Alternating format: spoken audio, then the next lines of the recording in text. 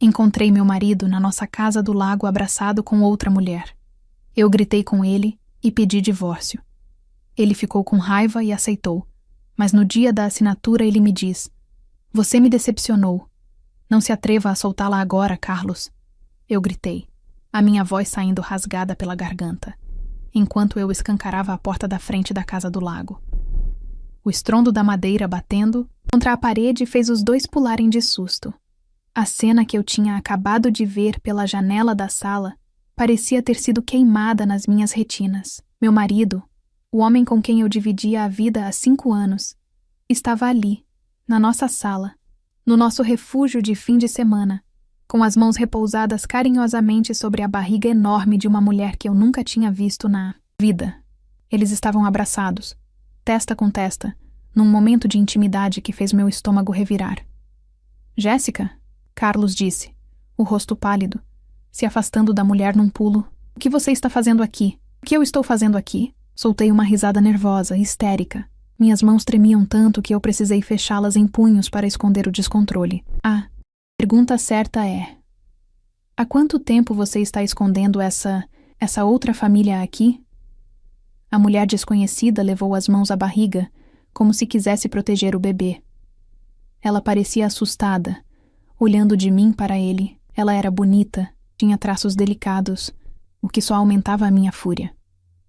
"Amor, por favor, se acalme. Não é nada disso que você está pensando." Carlos tentou se aproximar, erguendo as mãos em sinal de paz. "Deixe-me explicar. Não me chame de amor." Recuei um passo, sentindo as lágrimas quentes começarem a escorrer pelo meu rosto. Eu sentia que havia algo errado. A verdade é que eu sempre senti. Desde o início do nosso namoro, eu convivia com um fantasma chamado insegurança. Eu era aquela esposa que verificava os horários, que estranhava quando o celular dele ficava virado para baixo na mesa, que contava os minutos que ele levava do trabalho para casa. Muita gente me chamava de ciumenta, de possessiva, mas eu chamava de cuidado. Eu só queria proteger o que era meu, e agora, vendo aquela cena, eu sentia que todas as minhas neuras, todas as vezes que fui chamada de louca, estavam justificadas. "Jéssica, olha para mim."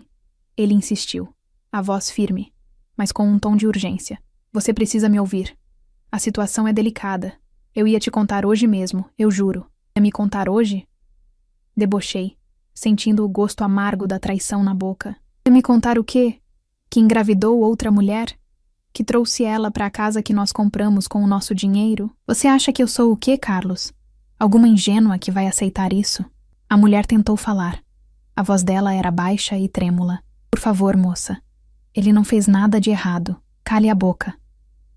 Eu a interrompi, apontando o dedo na direção dela, sem conseguir olhar diretamente para o rosto dela. "Eu não quero ouvir uma palavra sua. Você está na minha casa com o meu marido. Tenha o mínimo de decência e fique quieta." Carlos se colocou na frente dela, como aquele gesto foi a gota d'água para mim. Ele estava protegendo ela.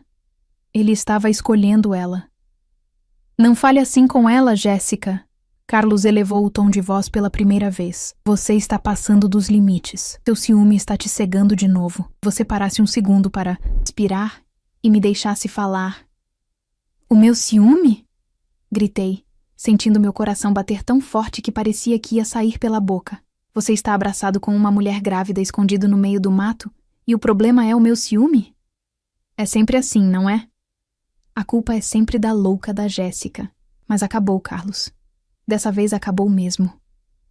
Eu olhei em volta para aquela sala rústica, onde passamos tantos momentos felizes, onde planejamos nosso futuro, onde sonhamos em ver nossos próprios filhos correndo.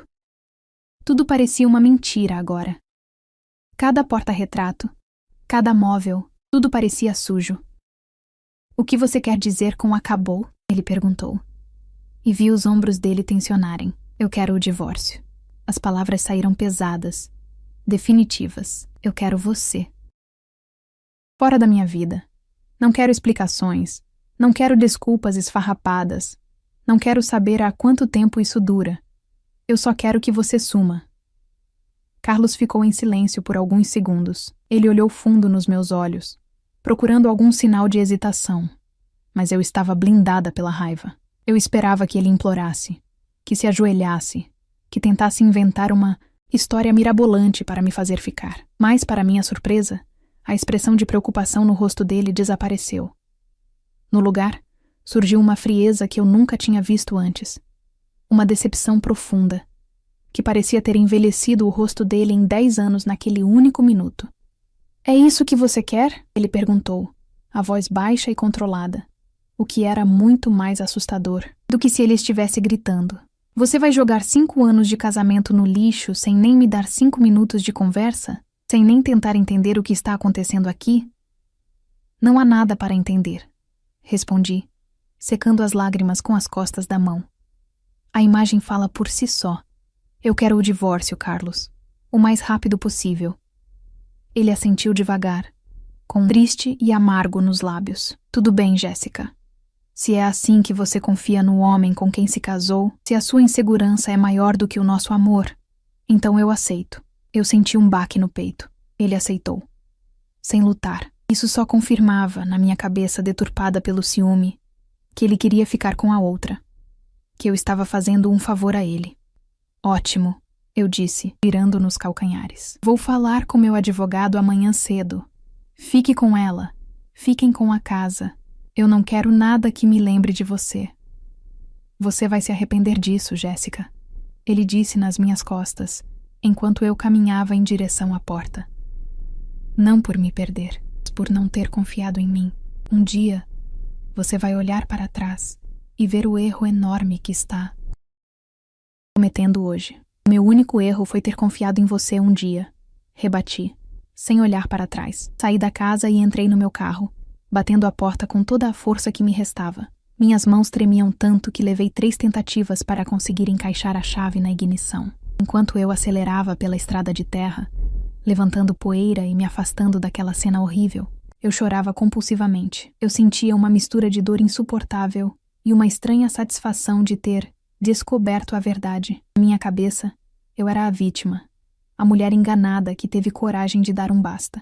Eu não fazia ideia de que aquele era apenas o começo do meu calvário, e que o silêncio de Carlos nos dias seguintes doeria muito mais do que qualquer grito. Eu estava dirigindo para longe, achando que estava fugindo de um traidor, mas na verdade, eu estava fugindo da única pessoa que realmente me amava.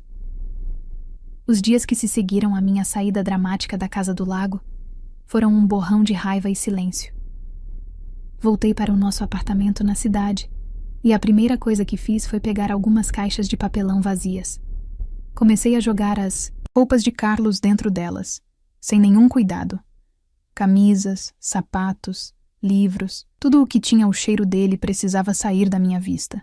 Eu esperava que meu telefone tocasse. Sinceramente, lá no fundo do meu orgulho ferido, eu esperava que ele me ligasse 100 vezes, mandasse mensagens implorando, que aparecesse na porta gritando que me amava, mas o celular permaneceu mudo. Nenhuma notificação, nenhuma chamada perdida.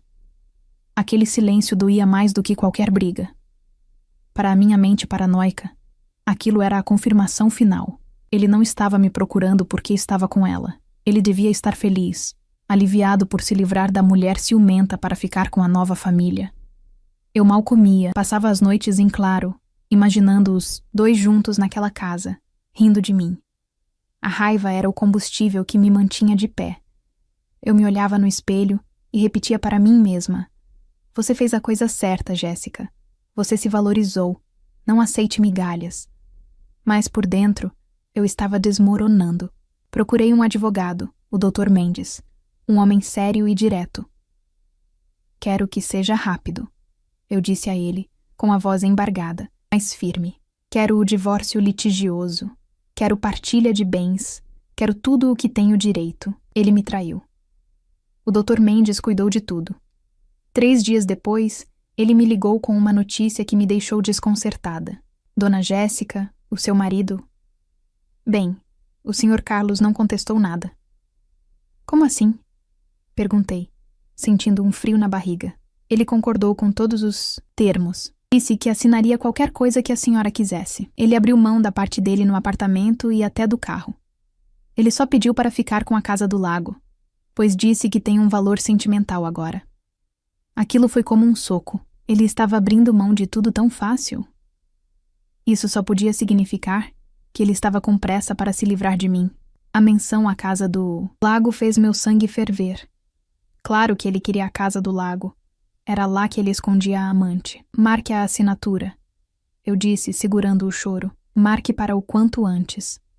O dia da assinatura chegou cinzento e chuvoso, combinando perfeitamente com o meu humor. Eu me arrumei como se fosse para uma guerra. Coloquei um vestido preto, elegante, fiz uma maquiagem para esconder as olheiras profundas de noite sem dormir, e coloquei óculos escuros, mesmo chovendo.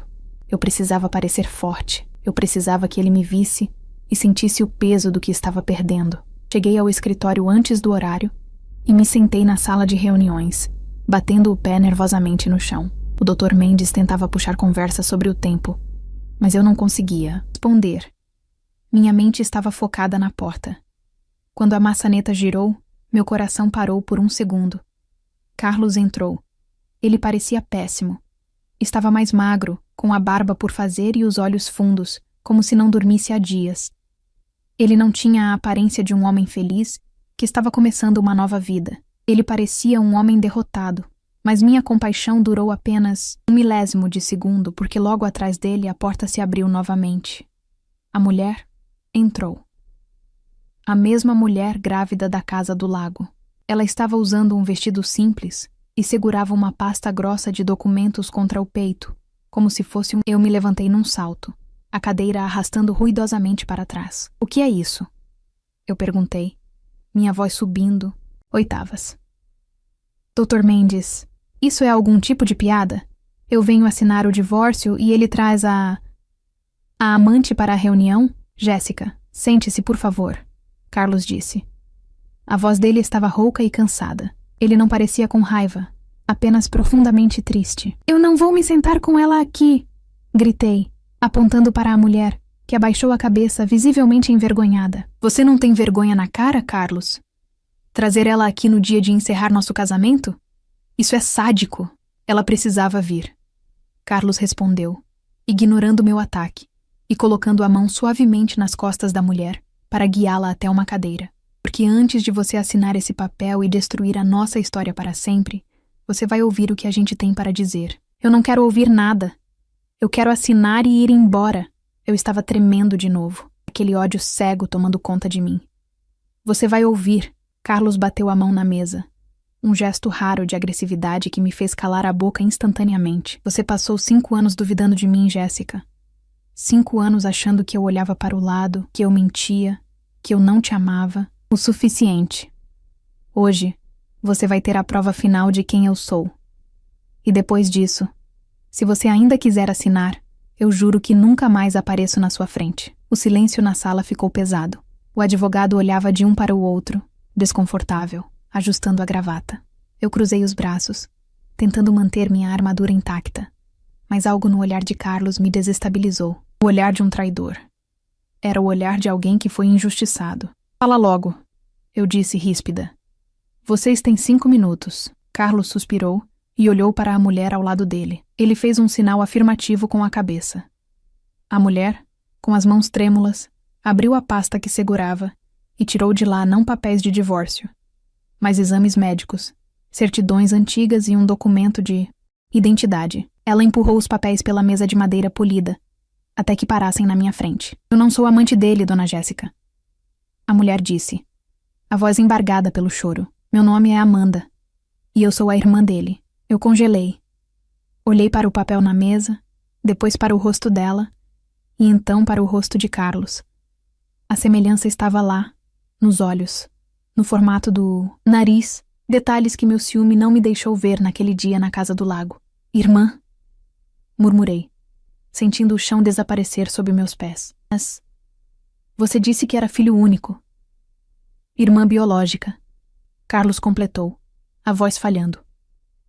A irmã que eu procurei por 15 anos e que finalmente encontrei mês passado.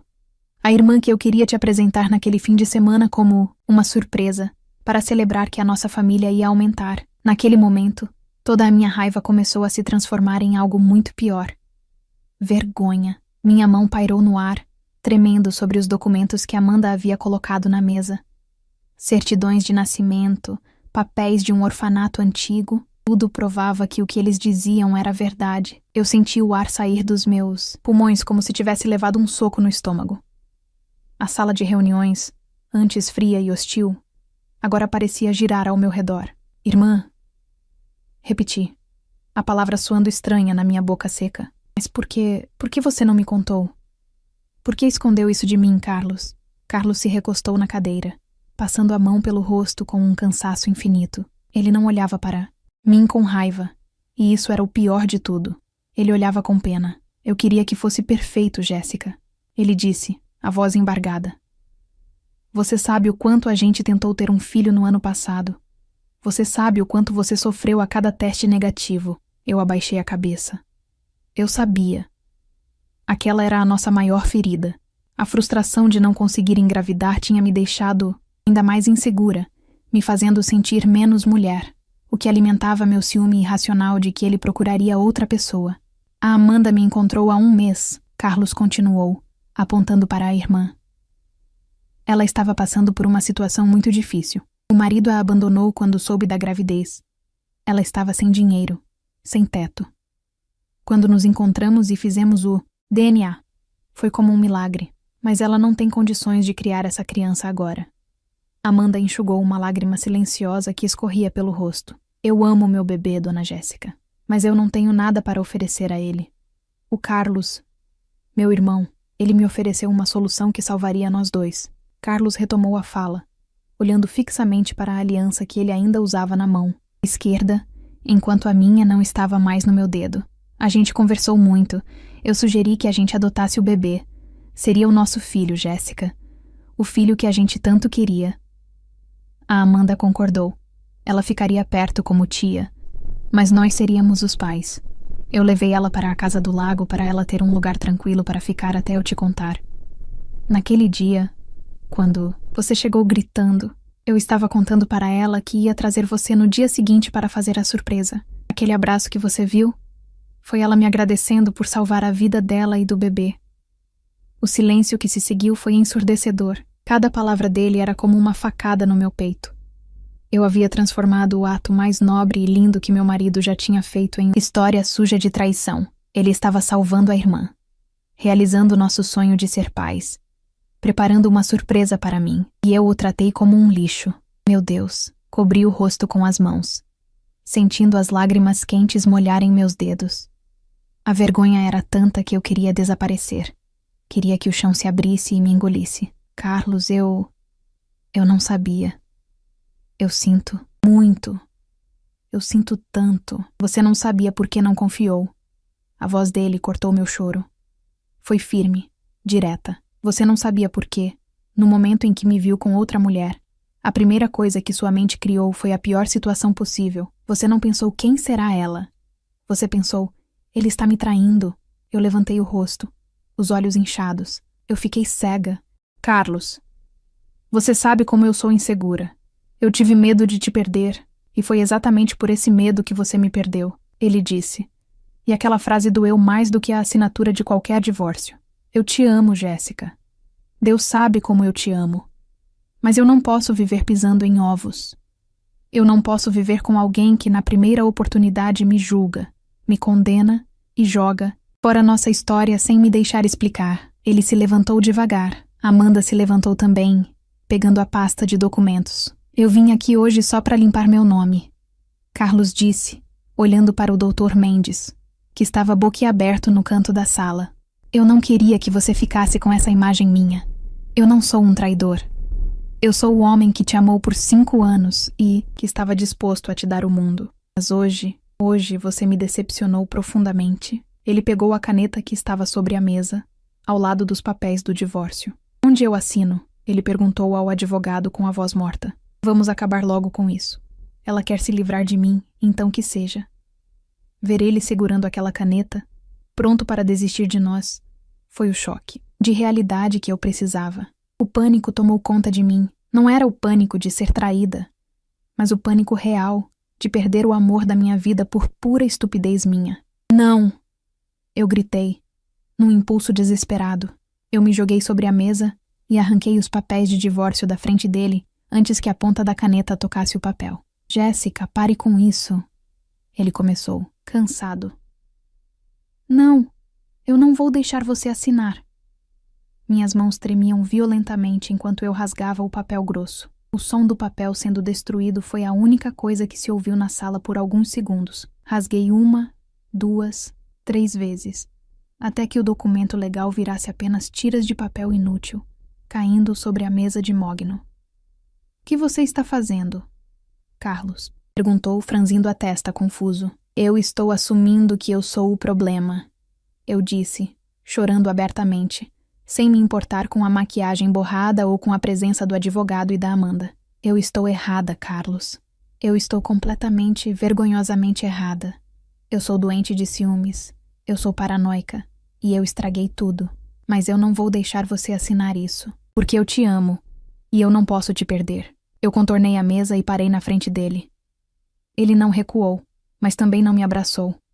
Ele ficou parado, rígido, com aquele olhar de decepção que me cortava a alma. Eu não quero o divórcio. Eu solucei, tentando segurar a mão dele, mas ele a manteve junto ao corpo. Eu quero me tratar. Eu juro, Carlos. Eu vou para a terapia, eu vou me internar se for preciso. Eu vou fazer o que for necessário para tirar essa insegurança de dentro de mim. Mas, por favor, não desista da gente. Não desista do nosso filho. Olhei para a barriga de Amanda e depois para ele. Me dê uma chance de provar que eu posso ser a mulher que você merece. Só uma chance. Se eu falhar de novo, eu assino o que você quiser e sumo da dose sua vida. Mas não hoje. Por favor, não hoje. Carlos olhou para os pedaços de papel rasgados na mesa, depois para a irmã, e finalmente voltou os olhos para mim. Eu vi uma batalha acontecendo dentro dele. O amor lutando contra a mágoa, o cansaço lutando contra a esperança. Carlos não me abraçou naquele dia no escritório. Ele apenas suspirou, guardou a caneta no bolso e disse, com a voz cansada, que suspenderia o divórcio, mas que não voltaria para casa imediatamente. Ele precisava de tempo. E eu, pela primeira vez na vida, entendi que não podia exigir nada. Eu tinha que conquistar. Saí daquele escritório com uma missão. A primeira coisa que fiz foi procurar ajuda profissional. Não foi fácil. Nas primeiras sessões de terapia, eu só chorava. Tive que encarar de frente que meu ciúme não era amor, era posse. Era uma insegurança infantil de achar que eu não era boa o suficiente e que a qualquer momento seria trocada. Descobrir isso doeu mais do que a própria separação, porque me obrigou a olhar para o espelho e ver meus defeitos sem filtros. Durante os meses seguintes, minha rotina mudou completamente. Carlos continuou morando na casa do lago com a Amanda, cuidando da gravidez dela. Eu permaneci no apartamento da cidade, mas nos fins de semana eu ia até lá. Não como esposa, mas como visita, como alguém que estava tentando aprender a ser amiga antes de ser mulher. No começo, o clima era estranho. Eu chegava e via Carlos cuidando da irmã, e aquele monstro verde do ciúme tentava acordar dentro de mim. Por que ele está rindo com ela? Minha mente sussurrava, mas aí eu respirava fundo. Usava as técnicas que a psicóloga me ensinou e lembrava. Ela é irmã dele. Eles são família. E eu também posso ser. Comecei a me aproximar da Amanda. Ajudava a escolher as roupinhas do bebê. Acompanhava nas consultas médicas quando Carlos não podia ir. Cozinhava para eles. Aos poucos, a Amanda deixou de ser a mulher que eu odiei para se tornar uma grande amiga. Ela era doce, grata e torcia muito por nós dois. Carlos observava tudo. Ele não falava muito sobre nós, mantendo uma distância segura. Ele era educado, gentil, mas aquele brilho no olhar que ele tinha quando olhava para mim antigamente, aquele brilho estava apagado. Eu sabia que a confiança é como um cristal. Uma vez quebrado, você pode até colar, mas as marcas ficam. Eu precisava ter paciência para polir aquelas marcas. O teste de fogo veio numa noite de terça-feira. Carlos me ligou, dizendo que não poderia jantar comigo na quarta, como havíamos combinado, porque teria uma reunião até tarde. A antiga Jéssica teria surtado, teria ligado 10 vezes, teria exigido foto da reunião, teria aparecido no escritório de surpresa. A nova Jéssica respirou fundo e disse: "Tudo bem, querido. Bom trabalho. A gente se vê no fim de semana." E desliguei. Fui ler um livro e dormi tranquila. No fim de semana seguinte, cheguei à casa do lago. Carlos estava na varanda, olhando para a água calma. Sentei ao lado dele, sem encostar, respeitando o espaço que ele tinha imposto meses atrás. Você mudou, ele disse, sem olhar para mim. Estou tentando, respondi sincera. Ainda tenho medo, Carlos. Às vezes o medo vem, mas agora eu sei que o medo é meu, não seu. Eu não posso culpar você pelos meus fantasmas. Ele virou o rosto para mim. Pela primeira vez em quase 6 meses, vi aquele brilho voltar. Era tímido, mas estava lá. Naquela quarta-feira, ele começou. Eu esperei você me ligar, esperei você mandar mensagem cobrando. Esperei a briga. Quando você só desejou bom trabalho e desligou, eu percebi que a mulher que rasgou aqueles papéis no escritório estava falando a verdade. Senti meu coração acelerar. Eu prometi que mudaria. Por mim e por nós. Carlos esticou a mão e tocou a minha, entrelaçando nossos dedos. O toque dele, algo tão simples, me fez sentir uma corrente elétrica percorrer todo o meu corpo. Era o toque do perdão. Eu senti sua falta, Jéssica. Ele sussurrou, a voz rouca. Senti falta da minha esposa. Não daquela que gritava e desconfiava, mas da mulher por quem me apaixonei. E vendo você cuidar da Amanda, vendo você lutar contra si mesma para ser melhor, isso me fez te admirar de novo. Lágrimas de alívio escorreram pelo meu rosto, mas dessa vez ele as secou com o polegar. Volta para casa? Ele pediu. Volta para mim? Eu nunca quis sair, respondi. E ele me puxou para um abraço. Aquele abraço na casa do lago, o mesmo lugar onde tudo desmoronou, foi onde nós reconstruímos nosso alicerce. 2 meses depois, o pequeno Gabriel nasceu. Foi o dia mais emocionante das nossas vidas. Amanda segurou o bebê por alguns instantes, chorando de emoção e gratidão, e depois o entregou nos braços do Carlos. Ele é filho de vocês, ela disse sorrindo. Sempre foi. Acompanhamos todo o processo legal de adoção. Foi burocrático, demorado, mas cada etapa fortalecia nossa união. Hoje, quando olho para a nossa sala, vejo o tapete cheio de brinquedos. Vejo Carlos no chão, fazendo cócegas no Gabriel, que gargalha alto. Amanda vem nos visitar todos os domingos para o almoço, e é a tia mais babona do mundo. Às vezes, quando Carlos se atrasa ou quando seu celular toca tarde da noite, sinto aquela pontada antiga no estômago. A diferença é que hoje eu não grito. Eu olho para a minha família.